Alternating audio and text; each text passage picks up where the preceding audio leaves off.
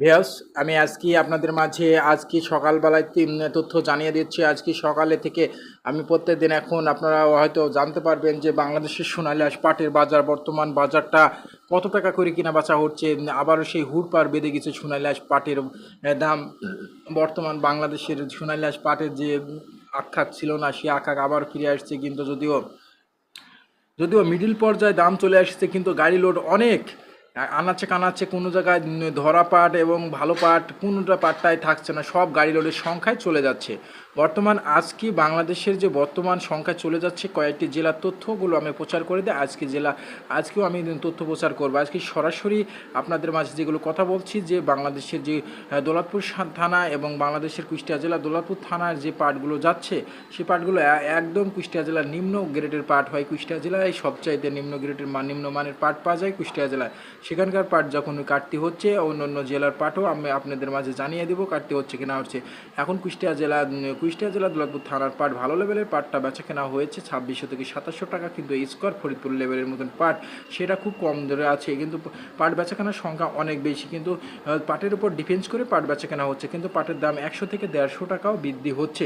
বর্তমান বাংলাদেশে যে পাটের দাম আকাঙ্ক্ষা করছিল, সেই পর্যায়ে আবার চলে যাবে, এ কথা জানিয়েছে বাংলাদেশের মিল মালিক ভাইরা এবং কি কৃষিমন্ত্রী থেকে আশা করা যায়। এবং বাংলাদেশের প্রধানমন্ত্রী বলেছে বিদেশি পাট রপ্তানিতেও হচ্ছে এবং হবে, তারা আশ্বাস দিয়েছে এবং তারা সরাসরি তারা দিয়েছে যে আর বাংলাদেশের যে ঝুটমেলগুলো আছে, তারা বলছে যত প্রকারের পাট আছে সেগুলো সব নিয়ে চলে আসো, পাটের আমরা কলকারখানা খুলে দিয়েছি, একথাও জানিয়েছে। সারা বিশ্বে যাবে পাট, একথাও জানিয়ে দিয়েছে। যদি সারা বিশ্বে পাট যায় তাহলে অবশ্যই বাংলাদেশের পাটের চাহিদা অনেক বেশি হবে। কিন্তু বর্তমান দেখা যাচ্ছে বাংলাদেশের যে জমিনে পাট কোনো নাই বললেই চলে। বাংলাদেশের কুষ্টিয়া জেলা দৌলতপুর থানা জমিনে মাত্র 10 থেকে 15% পাটের ভিতরেই আছে, কিন্তু তার চেয়েও কম আমরা দেখতে পাচ্ছি। কিন্তু বাদবাকি অন্যগুলো আছে, কুষ্টিয়া জেলা দৌলতপুর থানার পাট আছে, অন্যান্য জেলা সেখানে খালি শশার আবাদ আর ধনচার আবাদ আর ঘাসের আবাদ, এগুলোই বেশি আমরা দেখা দিচ্ছি। বর্তমান পাটের সংখ্যা অনেক বেশি, কিন্তু বাংলাদেশের ফরিদপুরের পাটের দাম আবারও বাড়লো, বাংলাদেশের রংপুরের পাটের দাম আবারও বাড়লো, বাংলাদেশের যশোর, বাংলাদেশের রাজশাহী, নাটোর এবং কি বাংলাদেশের কুষ্টিয়া জেলাও পাটের দাম বাড়ছে। বর্তমান পাটের উপর ডিফেন্স করে পাটের দাম বাড়ছে। প্রতিদিন যাচ্ছে 20 থেকে 100 টাকা এবং 50 টাকা করে বাড়ছে প্রতিদিনের ভিতরে। আবার সেই দেখা দিয়েছে 2020 সালের মতন আবার সোনালী আঁশ পাট। বর্তমান পাটের গাড়ি অনেক লোড হচ্ছে, আনাচে কানাচে আমরা ভরপুরভাবে দেখতে পাচ্ছি যে সোনালী আঁশ পাটের গাড়ি।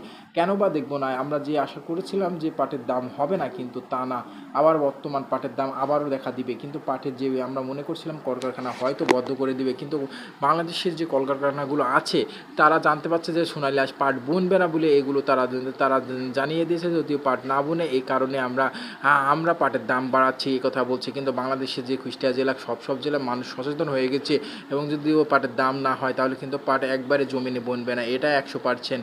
কিন্তু বাংলাদেশে দেখান তামাকের আবাদ করতোই না, কিন্তু আবারও তামাকের আবাদ ফিরে আসছে। যদি বাংলাদেশে চাষিরা অর্থ লাভ না পায় তাহলে কি করে বাংলাদেশের আসে এটা আবাদ করবে? বা চাষিরা বুঝতে শিখেছে, চাষিরা কি আর মূর্খ নয়, চাষিরা এখন শিক্ষিত হয়ে গেছে, তারা বুঝতে শিখেছে কোন জমিতে কত টাকা করে আবাদ হবে। আমরা জানতে পারছি বাংলাদেশে কুষ্টিয়া জেলা যে শশার আবাদ 2 থেকে 2.5 লক্ষ টাকা পর্যন্ত 1 বিঘা জমিতে চলে যাচ্ছে। 40 টাকা খুচরা বেচা কেনা হচ্ছে এবং পাইকারি বেচা কেনা হচ্ছে 38-35 এবং কি 40 টাকা পর্যন্ত পাইকারি বেচা কেনা হচ্ছে। তারা কেন পাটের আবাদ করবে, একথাও জানিয়েছে। বাংলাদেশের সবচাইতে উন্নত মানের ফসল হচ্ছে, এখন আমরা জানতে পারছি শশা, যেটা সবচাইতে উন্নত মানের টাকা বেশি শশা। তামুক ছাড়িয়ে চলে গেছে বাংলাদেশের সোনালী আঁশ শশা। আজকে বর্তমান বাজারটা আমি আবারও জানিয়ে দিলাম, আগামীকাল অবশ্যই আবারও জানাবো আপনাদের মাঝে, আবারও ফিরে আসবো আগামীকাল।